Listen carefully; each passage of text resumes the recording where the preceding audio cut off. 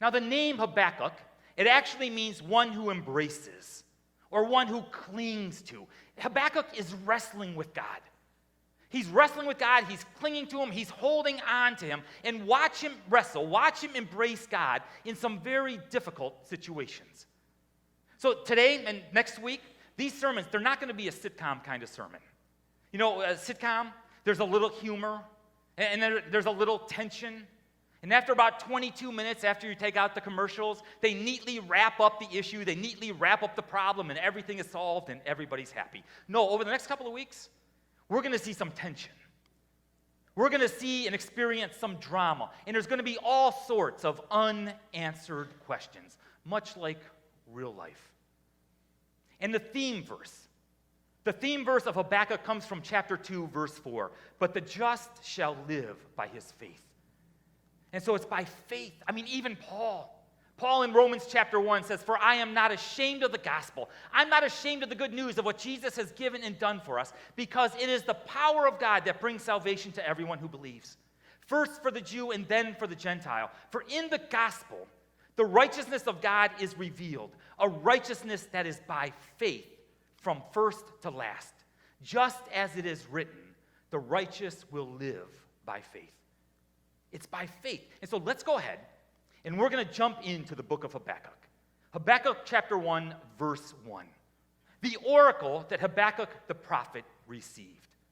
Now, right off the bat, we don't use the word oracle too much other than a corporation, right? So what is an oracle? The Hebrew word is masah.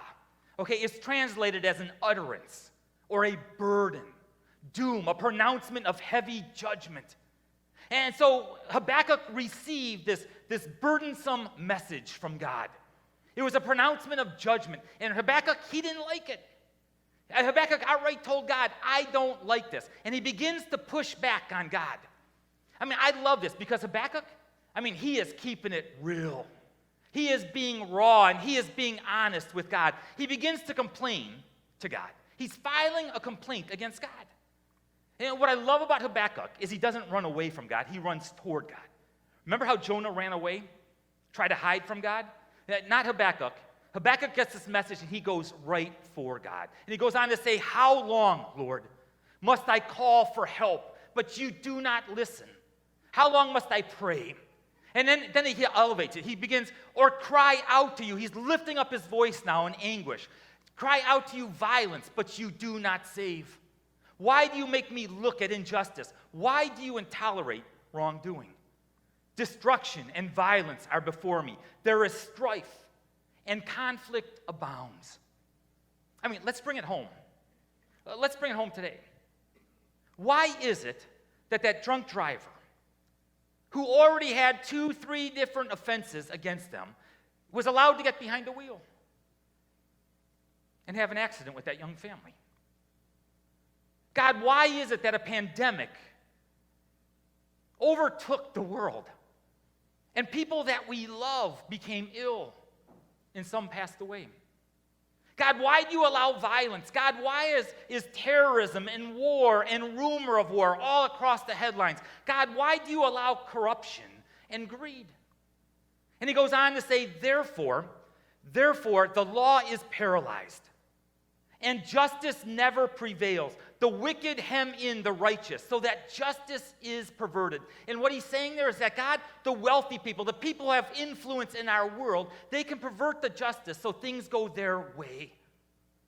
And justice is not served. God, I don't get it. I don't understand.